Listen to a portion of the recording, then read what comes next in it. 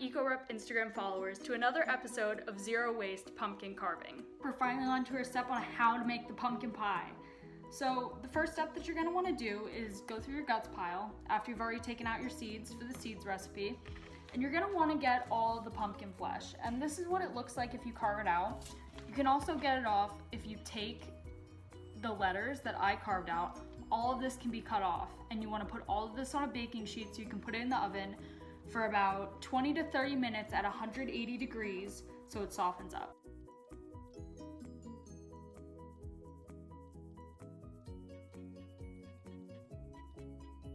Your next step after taking your pumpkin guts out of the oven is going to be putting it in the blender and then blending it until it's smooth. A few moments later.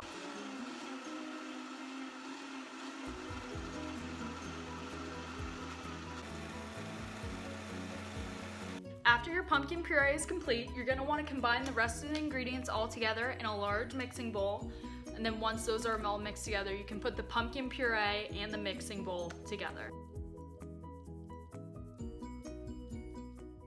You're first going to want to place 175 milliliters of fat coconut milk into a mixing bowl. Then add 50 milliliters of maple syrup.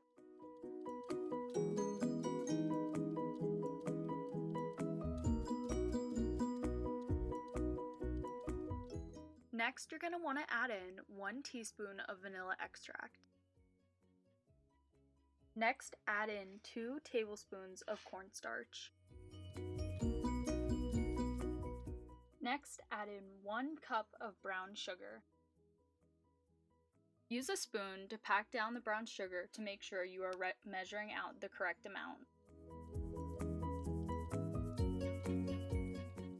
Then you're going to want to add in 2 teaspoons of cinnamon. Add 1 teaspoon of ginger. Next, add in a half a teaspoon of nutmeg. Next, add a half a teaspoon of allspice. All your ingredients separate from the pumpkin puree can now be mixed together.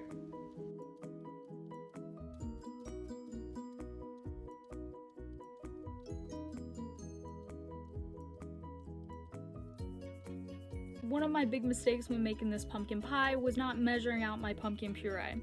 You want to make sure before pouring it into your other mixture that you measure out 400 milliliters before pouring it together and mixing it.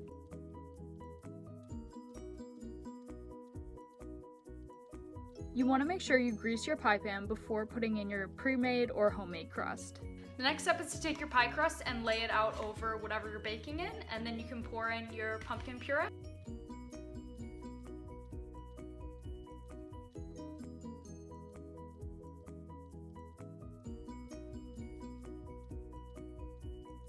Preheat your oven to 350 degrees and bake your pumpkin pie for 1 hour.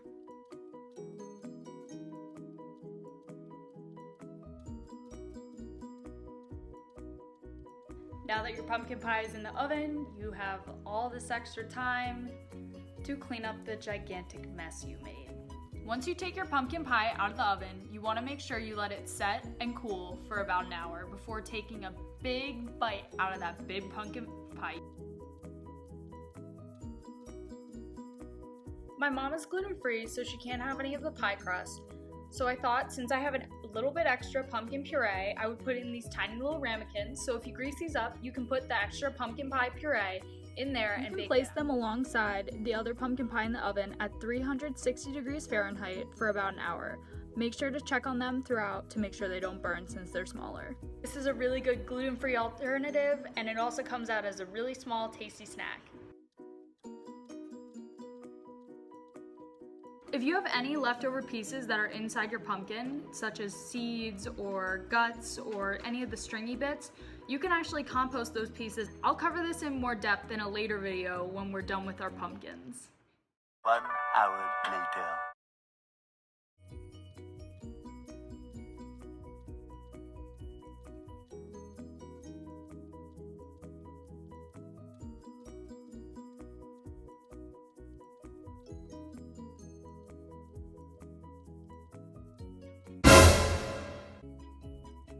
Overall, I had a lot of fun making this pumpkin pie and showing you guys how to do it from scratch. My pumpkin pie did not turn out as good as it possibly could because my oven was set to the wrong temperature. I would highly recommend this recipe to other people. It was very delicious. My mom's ramekins came out great. In the comments section below, I have put the recipe and the directions on how you can make this pumpkin pie too. If you tried this recipe, please send us a video, photo, anything, and we'll add it to our EcoReps page. I hope you all enjoyed, and stay tuned to the next video.